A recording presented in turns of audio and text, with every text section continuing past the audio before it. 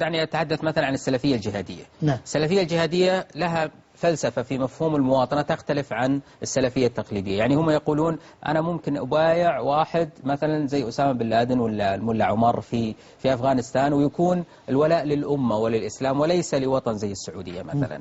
هل هذا منهج شرعي ولا يتعارض مع المنهج الشرعي اللي فيه البيعة لمثلا دولة زي السعودية؟ هو الخطأ الذي تولد عند الإخوة المنتمين للمنهج، طبعا كلنا أصحاب منهج جهادي الحقيقة، واستئثارهم بكلمة المنهج الجهادي لا أعتقد أنها صحيحة، لأننا نحن نعتقد أن الهجرة والجهاد ماضيان إلى قيام الساعة. نعم.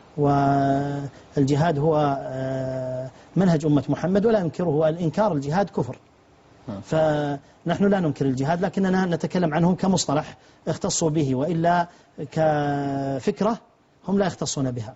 الجميع عنده فكرة الجهاد. نعم. وفكرة أصيلة في ديننا، لكننا نناقشه من حيث سموا جهاديين كمصطلح. فأقول أن اللبس عندهم حدث في قضية، أنهم اختلطت عندهم قضية الوطنية بالمفهوم السياسي والوطنية كقيمة خلقية، فخلطوا بينها وظنوا أن الوطنية أنه لا يوجد فهم للوطنية كقيمة خلقية، وإنما الفهم الموجود هو الفهم المصطلحي الأوروبي، وهو أن الوطنية هي الفكرة الأيديولوجية أو الفكرة السياسية، والتي تلغى بسببها، ينبغي أن تلغى بسببها جميع ما فوقها من انتماءات، ينبغي أن يلغى بسببها ما فوقها من انتماءات دينية وانتماء ديني للأمة الإسلامية. أعتقد أن عدم أو شعورهم بالتعارض بين هاتين الفكرتين هو ما أوجد عندهم النقمة على قضية